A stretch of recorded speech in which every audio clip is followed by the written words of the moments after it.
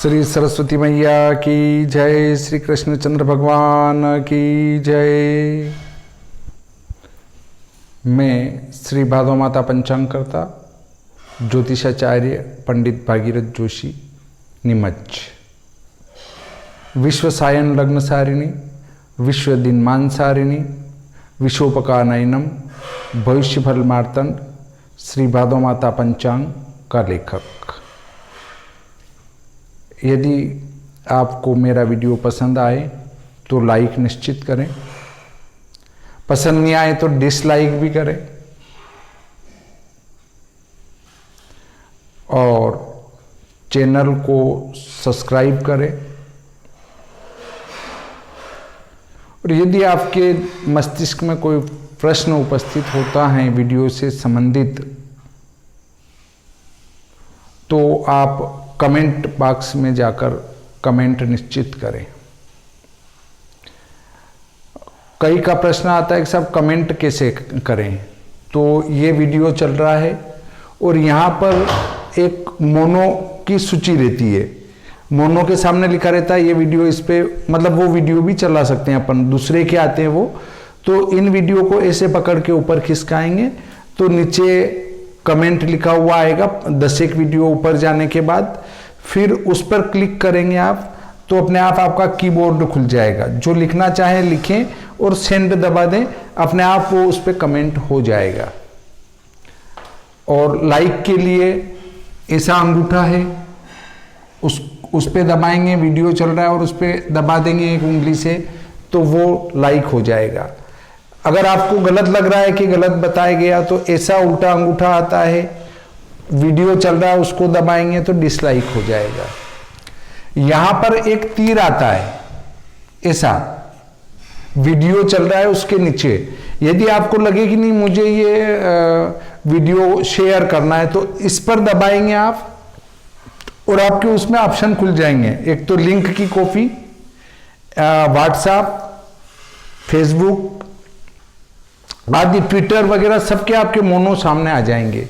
जिस पर आप भेजना चाहते हैं उस पर दबाएंगे तो वो वहां चला जाएगा। यदि आप नहीं चाहते हैं तो कॉपी वाली लिंक, जिसमें कॉपी वाली लिंक में आएगा ऐसा चौकोर, उस पर क्लिक करेंगे तो इस वीडियो की लिंक की कॉपी हो जाएगी। फिर आप व्हाट्सएप में भेजना चाहते हैं लिंक तो व्हाट्सएप खोलेंगे, जिसको भेजना उसको उसमें ओपन करेंगे। ओपन करने के बाद जहां मैसेज लिखते हैं वहां उंगली दबा के रखेंगे तो अपने आप एक ऑप्शन खुलेगा कट कॉपी पेस्ट, तो पेस्ट वाले को दबाएंगे तो ये लिंक वहां पेस्ट हो जाएगी। फिर थोड़ी देर रुकेंगे तो एक मोनो भी खुल जाएगा उसमें। उसके बाद सेंड करेंगे तो वो जहां चाहते हैं वहां उस व्हाट्सएप में वहां चला जाएगा। आप किसी ग्रुप में चाहें तो वहां भी शेयर कर सकते हैं। अब बात करते हैं अपन आज मंगलकर्ता दंगल।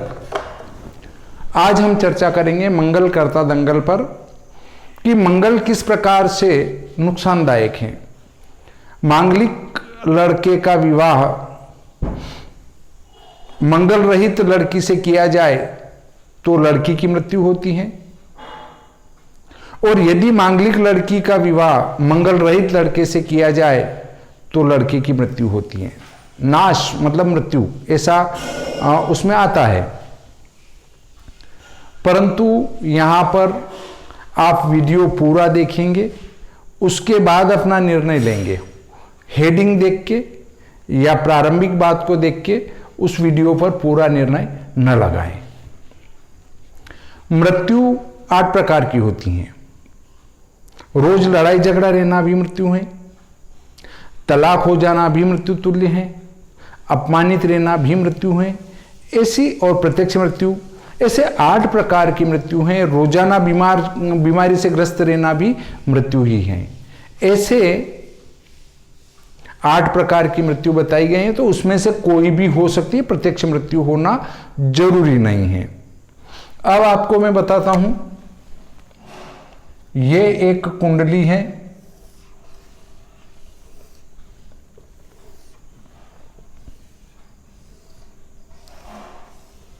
जन्म कुंडली।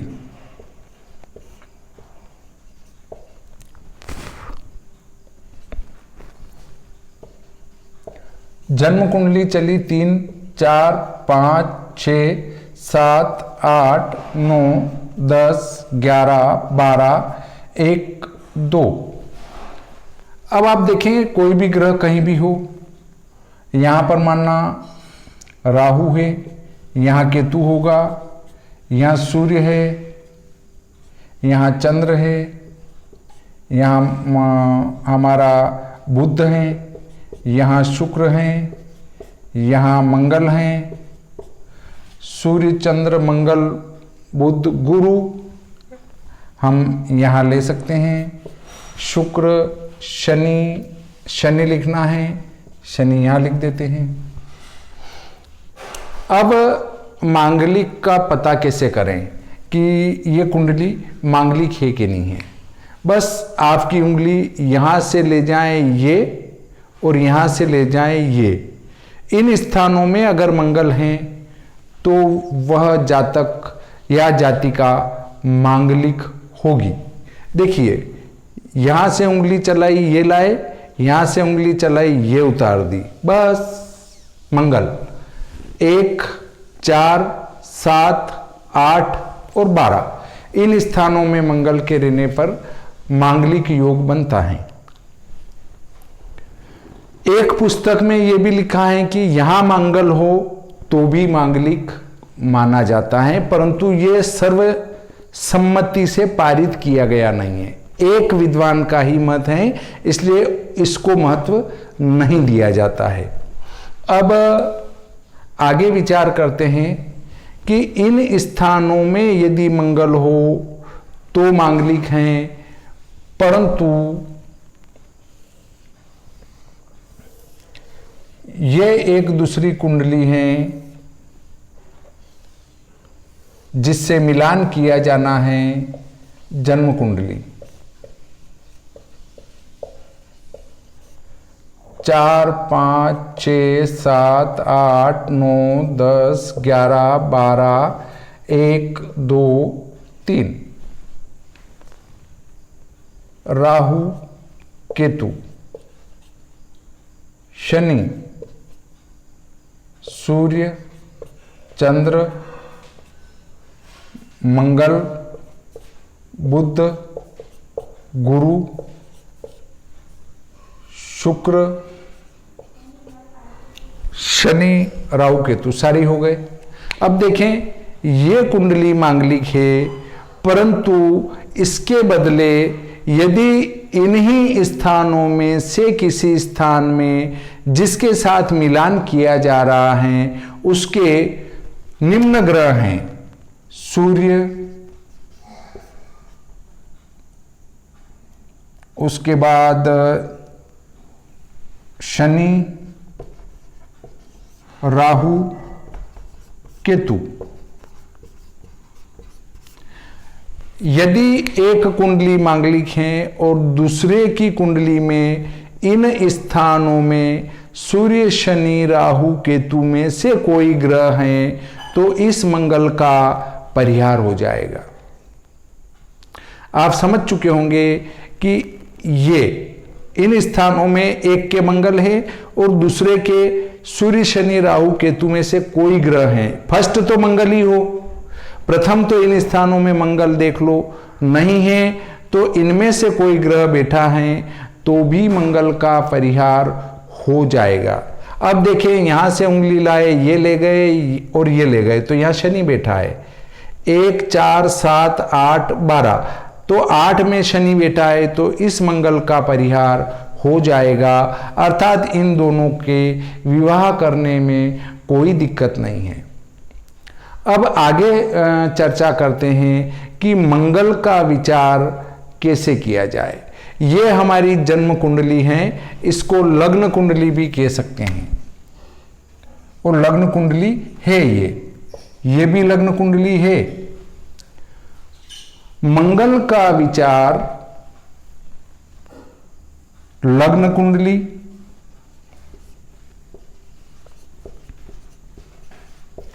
उसके बाद चंद्र कुंडली,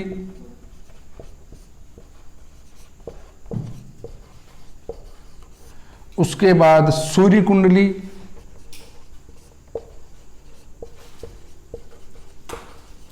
उसके बाद शुक्र / गुरु कुंडली,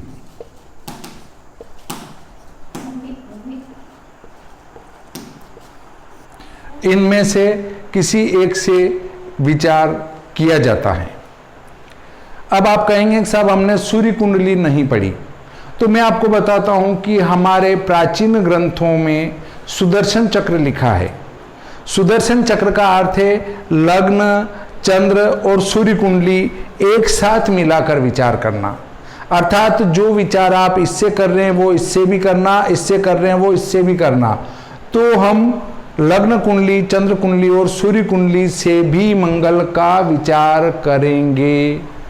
अब आई बात दूसरी कि ये शुक्र गुरु कुंडली क्या है, तो शुक्र जहां बैठा है उसको लग्न में रखकर सारे ग्रह यथावत लिख दो तो वो शुक्र कुंडली होगी, और ऐसे ही गुरु को रख दो तो गुरु कुंडली होगी। पुरुष की कुंडली में शुक्र का बलि होना आवश्यक है, शुक्र से पत्नी का विचार किया जाता है, इसलिए शुक्र से उपरोक्त स्थानों में भी मंगल हैं तो मंगल का प्रभाव रहेगा। और यदि महिला की कुंडली है तो उनके पति का विचार गुरु से किया जाता है, इसलिए गुरु कुंडली बनाकर देखेंगे कि उपरोक्त स्थानों में मंगल हैं तो उसको भी मंगल का प्रभाव रहेगा। सबसे पहले लग्न कुंडली, चंद्र कुंडली, सूर्य कुंडली आदि से इसका विचार किया जाना आवश्यक है। अब आपने देखा कि ये कुंडली मांगलिक बन रही है, आपको दिख रहा है, पर मैं कह रहा हूं कि ये कुंडली मांगलिक नहीं भी हो सकती हैं। अब आप कहेंगे कैसे नहीं हो सकती हैं जब मंगल दिख रहा है?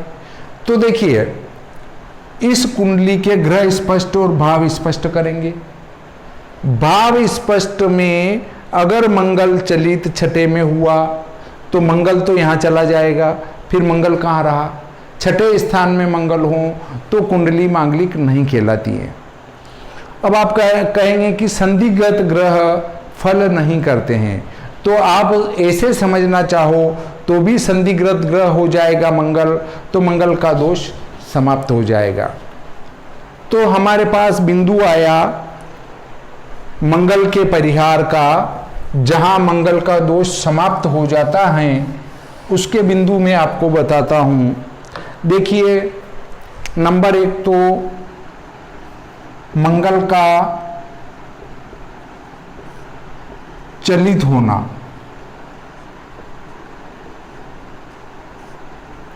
मैं आपको ज्योतिष प्रशिक्षण भाग 1 से 157 में ये सारी बातें चलित से संबंधित विस्तृत समझा चुका हूं।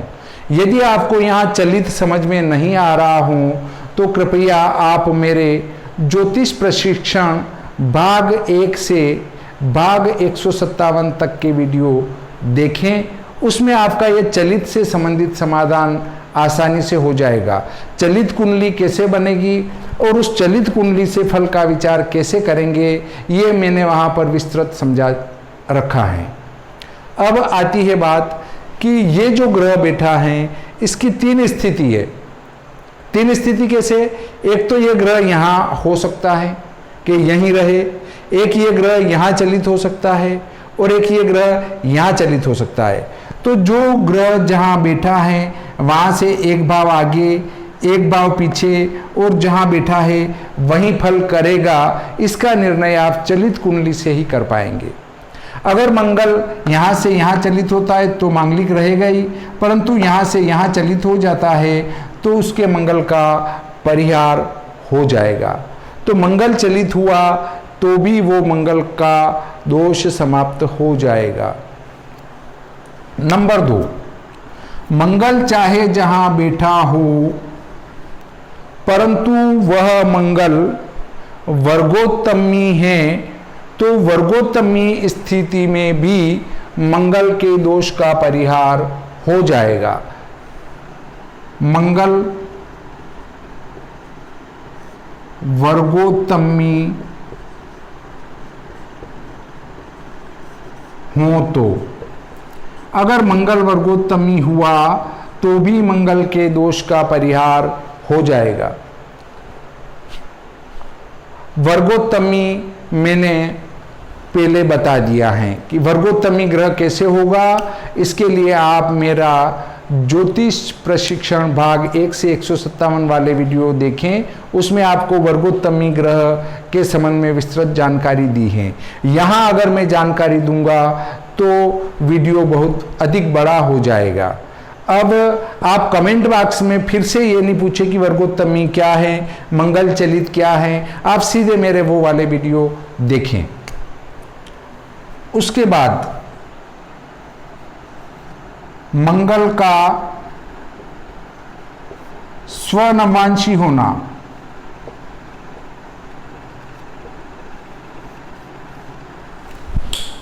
यदि मंगल है परंतु वो नवांश में, अपने नवांश में बैठा है तो भी उसका परिहार हो जाएगा।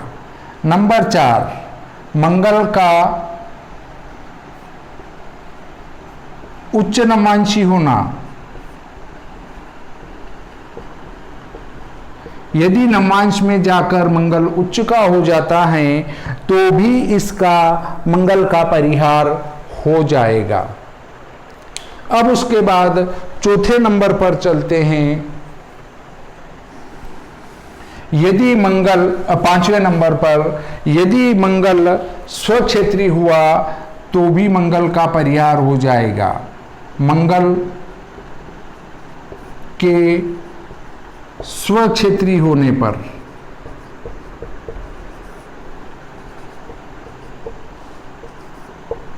स्वक्षेत्री होने पर भी मंगल के दोष का परिहार हो जाएगा। 6 नंबर, मंगल के उच्च का होने पर,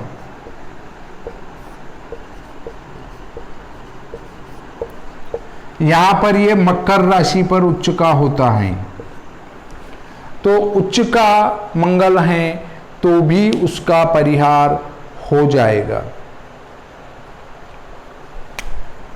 अगला नंबर, मंगल के शुभ युत होने पर, यदि मंगल शुभ ग्रह की युति में है तो भी उसका परिहार हो जाएगा। नंबर 8, मंगल के शुभ दृष्ट होने पर,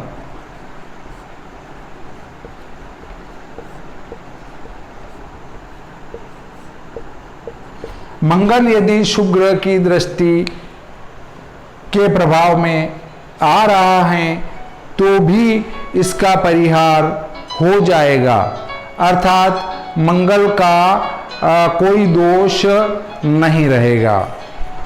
यहाँ पर मंगल के बलाबल पर विचार किया जाता है।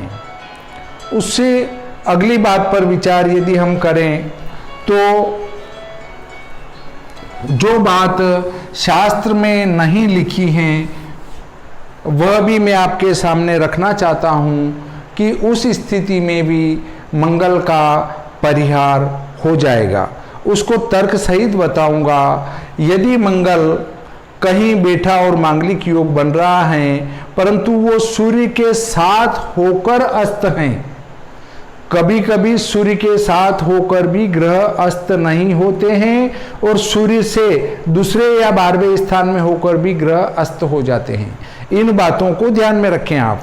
मंगल यहाँ है और सूर्य यहाँ है, मंगल यहाँ है और सूर्य यहाँ है, मंगल यहाँ है और सूर्य यहाँ है। इन तीनों स्थितियों में मंगल के अस्त होने की संभावना बनती है। यदि मंगल अस्त हैं तो भी उसका परिहार हो जाएगा। अब आप कहेंगे कि ये परिहार कैसे हो जाएगा, तो उस पर मैं बताता हूं आपको। मंगल यहाँ क्यों नुकसानदायक है? मंगल यहाँ इसलिए नुकसानदायक है कि वो जो है उस भाव की हानि करता है, इसलिए यहाँ नुकसानदायक हैं। तो यदि वो मंगल अस्त हो गया अर्थात उसकी किरण ही आप तक नहीं आ रही है तो ये कोई प्रभाव नहीं करेगा, अर्थात उदासीन हो जाएगा, न अच्छा करना न बुरा करना। तो ये उदासीन हो जाता है, तो ऐसी स्थिति में मंगल का विचार न करें तो भी चलेगा। आजकल ये देखा है मैंने कि कुंडली देखी और उसमें आ गया मांगलिक, बस अब अपने को इस घर में विवाह नहीं करना क्योंकि इनका लड़का या लड़की मांगलिक नहीं है। और आजकल तो बस सीधा कंप्यूटर, सबने अपने अपने लोड कर रखे हैं कंप्यूटर में और अपने मोबाइल में, और सीधा लड़की का या लड़के का बायोडाटा आया और उसी में देखा और कह देते हैं कि नहीं भैया यहाँ तो आपके ये लड़का मांगलिक है या लड़की मांगलिक है, शादी नहीं कर सकते हैं। तो ये सारे ब्रह्म हैं। और वो जो जितने भी आपके सॉफ्टवेयर बने हुए हैं वो सब आप ये मत मानो कि विद्वानों ने बनाए हैं। हाँ ठीक है, वो जिनको सॉफ्टवेयर डेवलप करना आ चुका है वो ने बना दिए हैं, और तब आप वहाँ से कोई न कोई गलत जानकारी लेके न एक अच्छा रिश्ता जो आया है उसको छोड़ देते हैं। मैंने कई रिश्ते 18 से कम गुण वाले करा दिए, शादी करवा दी, और वो आनंद में रह रहे हैं। क्यों रह रहे हैं कि दोनों की कुंडलियाँ बहुत ही बढ़िया थी और उनमें विवाद जैसी स्थिति नहीं दिख रही थी। तो उन गुण की बजाय ज़्यादा महत्व रखती है कुंडली। परंतु आप कुंडली किसी को भी दिखा लो और फिर बाद में कहोगे साहब यहाँ तो आपने कहा था और हमने कर लिया, पंडित जी को दिखा दी थी हमने कुंडली, तो वो कुंडली देखने वाले अच्छे विद्वान हों, जिनको केवल मंगल का और राहु केतु का ज्ञान नहीं हो, उनको समग्र ज्ञान हो, चलित चक्र का ज्ञान हो, वर्गोत्तमी का ज्ञान हो, स्व नवांशी उच्च नवांशी, वो सब ज्ञान हो। पति दाम्पत्य सुख कब होगा, दाम्पत्य सुख कब नहीं होगा। आप केवल मंगल को देख के कह देते हैं कि साहब इसको तो विदुर योग है या विधवा योग है, वो असत्य है। जो मांगलिक नहीं है उनके भी तलाक योग, विधवा योग और विदुर योग हैं। तो ऐसे से भी विवाह नहीं करना चाहिए। और मेरी सलाह है कि मंगल अगर अच्छा बनता हो तो उससे भी विवाह कर देना चाहिए, कोई दोष नहीं होता है। अब इसमें और भी परिहार वाक्य उपलब्ध हैं, उन परिहार वाक्यों का आप और अध्ययन करें। अब क्या क्या है वो बताता हूं कि किसी में इस लग्न में यहाँ बैठा हुआ मंगल दोष कारक नहीं होता है। जैसे वृषभ लग्न में सप्तम भाव में बैठा हुआ मंगल नुकसानदायक नहीं होता है। ऐसे ही तुला लग्न में चौथे भाव में बैठा हुआ मंगल दोष कारक नहीं होता है। कहीं पर कर्क का बैठा हुआ नीच का मंगल भी दोष कारक नहीं होता है। तो उसके लिए पहले आप समग्र अच्छी प्रकार से अध्ययन कर लें और तदनुसार ही इस मंगल पर निर्णय लेंगे तो उपयुक्त रहेगा। यदि आपको इसमें और कुछ लगता है कि कोई जानकारी अधूरी रही तो आप मुझे कमेंट बॉक्स में अवगत कराएं। एक नया वीडियो और बनाकर मैं आपके सामने उपस्थित होने की कोशिश करूंगा। तो आप ये समझ चुके होंगे कि इन स्थानों में मंगल हों तो मांगलिक हैं, परंतु इन स्थानों में लड़की के या लड़के के ही सूर्य शनि राहु केतु में से कोई हो तो उसका परिहार हो जाता है। दूसरी बात, ये मंगल का विचार लग्न कुंडली, चंद्र कुंडली, सूर्य कुंडली और गुरु शुक्र कुंडली में से भी किया जाना आवश्यक है ताकि वास्तविक रिजल्ट पर पहुंचा जा सके। अब इनमें सबसे जो नुकसानदायक हैं मांगलिक योग में वो है मंगल। मंगल के बाद दूसरे नंबर पर आता है शनि। शनि के बाद तीसरे नंबर पर आता है वो सूर्य।